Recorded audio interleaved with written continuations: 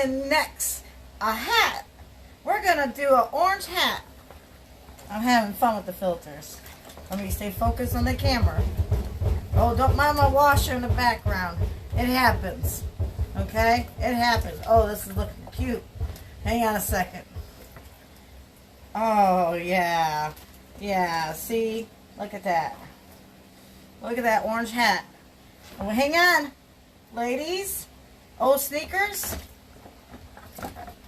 We're going to let those soak, okay? It's going to give it an orange tint. So check back later. I have all these on my YouTube channel besides the Heavenologist and the Heavenologist Show Report one. Just Google me with the hashtag.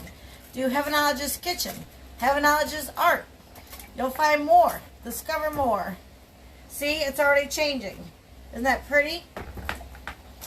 And then, the rag that you always use to clean your hands, go ahead and throw that in there. Okay? You probably should wear gloves. I'm not. I know it'll fade when I do dishes. So see? Look. Look at that.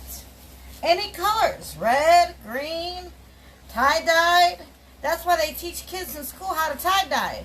So when they get older and they go to Carnes or Goodwill, they can dye old shirts that they find.